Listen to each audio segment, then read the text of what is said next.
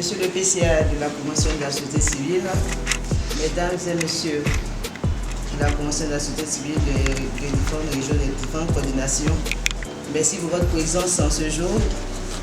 Au nom de la coordination du lycée de Yamoussoukro, je vous dis Akwaba.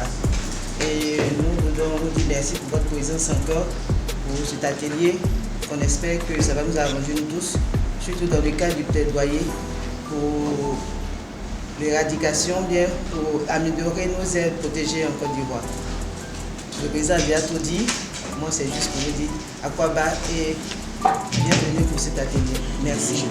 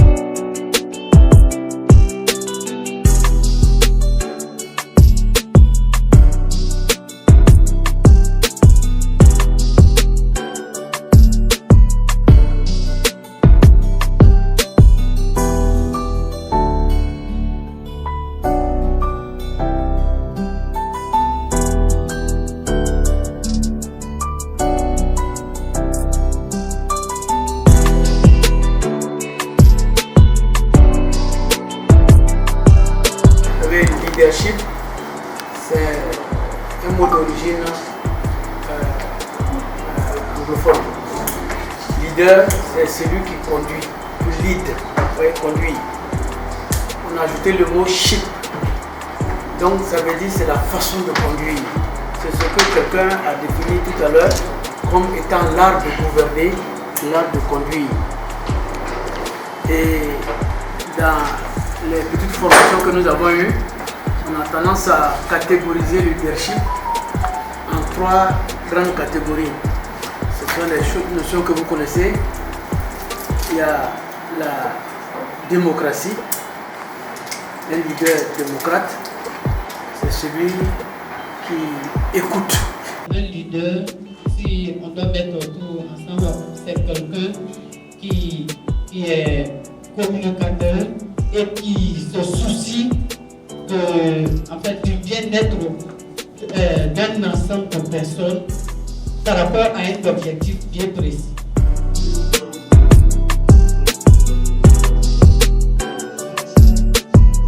Je suis Touré Aboubakar, membre de la coordination régionale de la CSI Bonkani, point focal du projet Benkadi. Alors je suis très satisfait de la participation à cet atelier, d'autant plus que le changement climatique est je pense pouvoir, à la suite de cet atelier, avoir les recrutements nécessaires à contribuer efficacement à la lutte contre le changement climatique. Alors il faut dire qu'au niveau de nos communautés, nous avons surtout besoin dans un premier temps de renforcement de capacité. Mais au-delà de ce renforcement de capacité-là, il faut également que les moyens soient donnés aux populations pour pouvoir jouer leur partition véritable dans la lutte contre le changement climatique. Je suis Yvette Kofi, coordinatrice générale de la CSI, région du Boclet. Mes impressions ce matin, c'est qu'encore nous venons pour renforcer nos capacités, parce que sur le terrain, nous sommes en face de la population et donc nous devons renforcer nos capacités pour pouvoir amener à bien nos activités dans les communautés. Des sensibilisations, surtout des sensibilisations. Et aussi, comme dans ma région, nous parlons des érosions côtières, sensibiliser la population. Si l'érosion côtière, la population change de comportement face au changement climatique. Pour ma région du Boclet, le plaidoyer est que le village souhaitait avoir un dragage qui est le désensablement du fleuve pour pouvoir permettre à la population de mieux se porter. Parce qu'il faut dire que face à cette population, on voit qu'elle est en difficulté. Et un autre plaidoyer, c'était pour que cette population soit sauvée des eaux, surtout sauvée des eaux, parce qu'elle est tout le temps en train de vraiment mourir à cause de cette situation d'inondation. Docteur Abou Bassi, dans le cadre du projet Expert développement des capacités, cette formation est pertinente pour les coordinations dans la mesure où ces coordinations sont des leaders. Et le leader doit avoir la capacité nécessaire pour pouvoir diriger les autres. Aujourd'hui, on est fait face à des défis des changements climatiques où il y a des financements, où il y a des actions qui doivent être menées. Mais si le leader ne s'implique pas activement, il n'a pas la connaissance, la capacité nécessaire de ce qu'il doit faire, il ne pourra pas parvenir à accompagner le dispositif pour la résilience climatique de nos communautés. Donc c'est pourquoi on veut vraiment leur donner tous les outils nécessaires pour que ces coordinations, ces coordinateurs qui sont les leaders puissent contribuer à cette résilience-là.